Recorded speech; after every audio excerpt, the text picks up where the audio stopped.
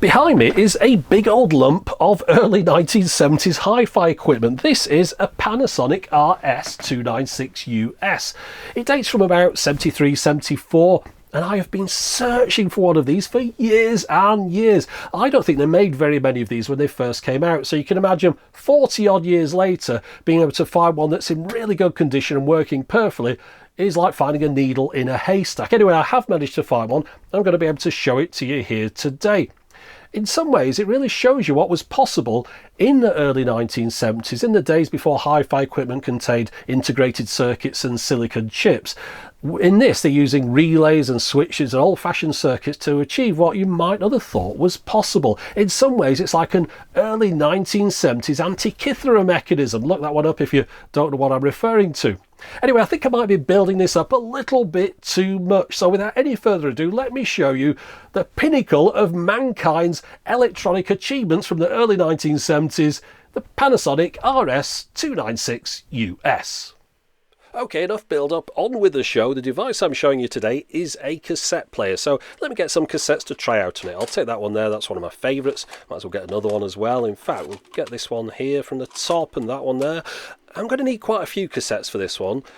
I'm going to need all these because this is the main event. This is a device we're looking at. The RS-296US is a cassette player that can hold 20 compact cassettes. Looking through old magazines, I can find this particular machine mentioned as being introduced at the end of 1972 for the 1973 Consumer Electronics year. In this issue of New York magazine from November 72, there's an advertisement for it, and Panasonic boasts that the machine can play uninterrupted for 2.5 days. Even though this machine came out approximately 10 years after the introduction of compact cassettes, it was still early days for listening to music on them, because for the first few years the formulations of the tape meant that the quality was really only good enough for using them for dictation purposes. I imported my machine from the US. Now, I'm not sure whether they ever brought this model out in other countries, but because it's from the US, I'm using it on a step-down power converter. On the back here, you'll notice there's a socket for a wired remote control. I don't have one of those, but I managed to find a picture of it here from this page out of the catalogue. If you look at the bottom right, you can see this rather blurry picture shows that it's a simple device with 3 switches on it. Those 3 switches will be the exact same ones as on the front of the machine itself, so I'm not missing out on any functionality. Now I'll show you how this works. So turning it on, you get a nice little light in the power switch. Each cassette has its own number next to its position on the carousel. Now if you wanted, you could just press play and it will play from 1 through to 20, and it will play both sides of them as well. Or you can play continuously, which means it'll play 1 to 20, then 1 to 20, forever. Or you can program it, and that's where things get a little bit more interesting, because all these buttons on the right hand side, there's 1 button per cassette. So if I wanted to play cassettes 5, 10, 15 and 20, I press the buttons down, and then when I press start, the carousel moves around to cassette number 5, which then drops down inside the machine, gets automatically rewound to the beginning, and then played on side A, and then played all the way through, and then played on side B, and then it'll move on to the next one in your selection. Now if you want, you can press reject, which will move on to the next cassette. It'll take that one out of the cassette mechanism, bring it back up, and as you can see here, you get a little light next to the cassette that's activated. And that's it. There's no fast forward, there's no rewind, there's no way to select side B yourself. You have to wait for side A to play before it'll go on to side B. There's no Dolby, there's no record. It's a very simple deck, but it's just the mechanism behind it is absolutely fascinating. The only thing that's not quite perfect with my machine, next to these buttons on the right here, the 20 positions, are supposed to be a piece of plastic into which you can slide little cards, onto which you would have written the name of the cassette that occupies that position on the carousel. Unfortunately, that piece of plastic is missing on mine, and I've had to just print out a piece of paper to put next to those switches so it didn't look like there was nothing there at all. But that's the only problem I've got. Now, I mentioned earlier on that this is an auto-reverse machine. For those people that don't know, that means it will play both sides of the cassette. Now, you can get some very complicated mechanisms for doing auto-reverse, as I showed in a recent video with this particular machine, which actually got the cassette and flipped it over. And then there's other mechanisms where you can have the tape heads themselves flip around, and then it plays the tape in the other direction. Now, there were a load of people commented on that video to tell me that you don't have to do it that way. You can just play the tape in the other direction using a 4-track head. Yes, you can play it, but those were recorders. You see, a playback-only machine like a Walkman or a car stereo could do a simpler version of auto-reverse using a 4-track head. It'll play in one direction using 2 of those tracks and then play back in the other using the other 2. It's easy on a playback-only machine, but on a recorder you have to flip the heads or flip the tape. Now, I know there'll be quite a few people out there that will be very disappointed if I don't play some music back through this, so I've recorded something from the YouTube audio library. I don't know the names of these tracks, they're just randomly selected, so let's just have a quick listen.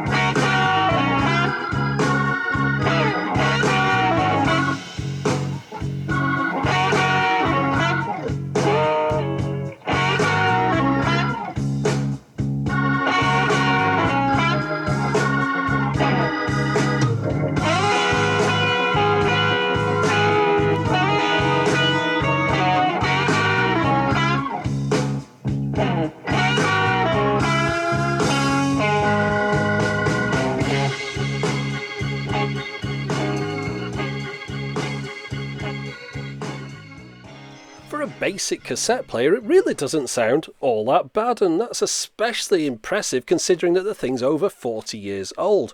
Anyway, what I'm doing here, I'm trying to fool it. I'm taking out the cassettes, but I'm also asking it to play those cassettes on the right hand side here. So let's see what happens when it gets round to them. Is it going to try and stop and play something that isn't there? No, it goes straight past it. It doesn't even pause, it just goes straight past it, knows there's no cassette there. And then when it gets to the 20th one, this is what always happens if you do a single cycle. It takes the 20th cassette down, makes sure that's there, puts it back up to the top and clicks off, and then it knows it's done a full cycle of play. So I'm sure there's some interesting things going on inside here, but it does say do not remove this cover, so looks like I can't show it to you, unfortunately. Okay, alright then, let's remove the cover and have a look, see what's going on. So taking out the screws from the top, removing these 2 things here will enable us to just lift the top off the machine, and hopefully that'll show us what's going on. Just put it to one side carefully because it's got a wire in it, and oh dear, not much to see in here really. Well, we've got the power switch, we can see, which has got a little prism on it. It lets the light shine all the way through to the top from that light bulb on the right hand side, which is just a nice little thing. All the buttons here at the top, the 20 buttons with a light next to each one, and the other buttons and lights at the bottom. But everything's got a metal plate behind it. You can't really see an awful lot. This is just the top half. I suppose you can see the carousel going around, gives you a little bit more of an idea as to what's happening towards the bottom of it. As you can see there, the tape going through into the machine. We've also got this little wheel at the bottom here, which is obviously doing some sort of counting.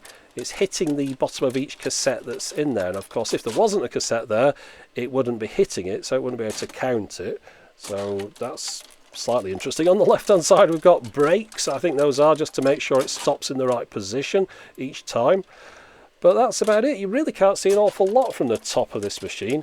I think what we need to do, we need to get into the bottom of it, and then maybe we'll be able to see the mechanism in a little bit more detail. Now that's more like it, that's a lot of stuff. So we've got a transformer here, we've got the circuit board behind all those switches that we saw on the top, and then this goes over to a motor, which is the motor for the carousel. You can see there with a new belt on it. That's the gears for the carousel, I think. And then this goes up to a mechanism here, that's the tape player there, and we can see on this motor 1974, April 74, so we know my machine was made slightly after then. That's when the motor was manufactured, perhaps not the whole machine. So they obviously made these for a couple of years. And here's the whole mechanism in action from beginning to end. So what I've done here, I've got the cassette to put the same cassette down over and over again. So we've got the one cassette, it goes all the way around 20 places and then brings it back down again. So we can see the whole mechanism all the way around. But you know what, to really appreciate a mechanism like that, there's only one thing that I can do, and yes, it's another mechanical montage, and of course we've got to have the music that we always use for these. So just sit back for a minute and enjoy.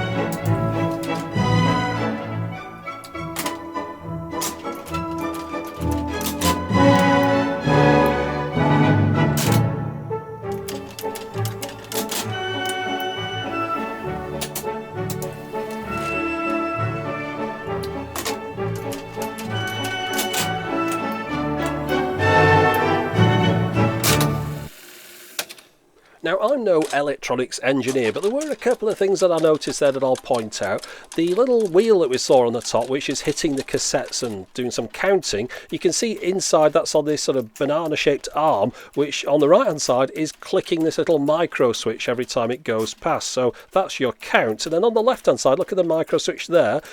Click there, and that's once every cycle. So every time it goes all the way around to 20, that thing clicks once, which presumably resets the count. Now, I mentioned earlier on that when you put a cassette in the machine, if it hasn't been rewound, it will rewind it back to the beginning of side A automatically before it starts playing it. But another thing I noticed, when a cassette gets ejected from the machine, it also rewinds it for, say, half a second, presumably just to take up the slack, which I think is a smart idea. Now, I'm sure right now there are plenty of people champing at the bit, dying to tell me that this isn't special, this isn't the only machine that uses a carousel. Don't you know there's the Telex TMS 101 8-track, which uses 12 8-tracks in a carousel mechanism? It's a much simpler machine, it doesn't put them inside it, but yeah, fair enough, it looks kind of the same. I bet you could make that into a clock as well. Also, of course, you've seen carousels inside jukeboxes, and more recently in CD, DVD and even Blu-ray and multi-disc mega changers. So yeah, of course, there's lots of things that use carousels, but this is the only one that I know that uses cassettes in a carousel, and there's just something especially fascinating and beautiful, and I just love this machine, just the way it works, spinning your cassettes around before it plays. Who needs to play a day and a half worth of music? I mean, the whole thing is completely mad. Yes, you could use it as a background music machine. I'm answering my own questions, but there you go. That was the Panasonic RS-296US, and I hope you've enjoyed watching it. And if you haven't, you're on the wrong channel. Go and watch some cats or something. Anyway, that's it for the moment. As always, thanks for watching.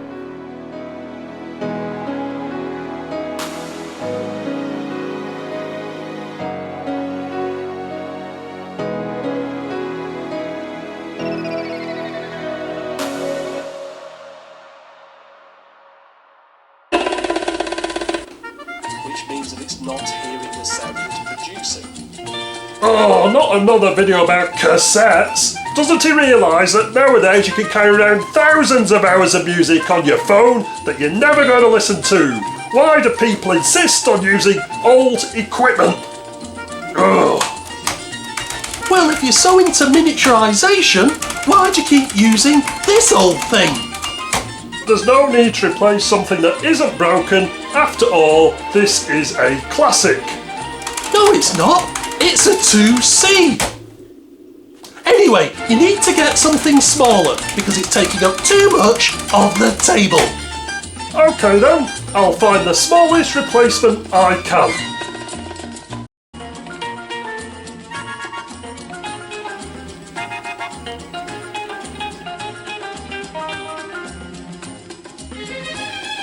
Oh, why do you always have to take things too far?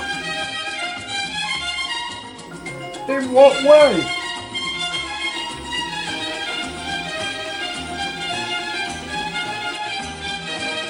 Actually, on this occasion, I think you might be right. Hallelujah!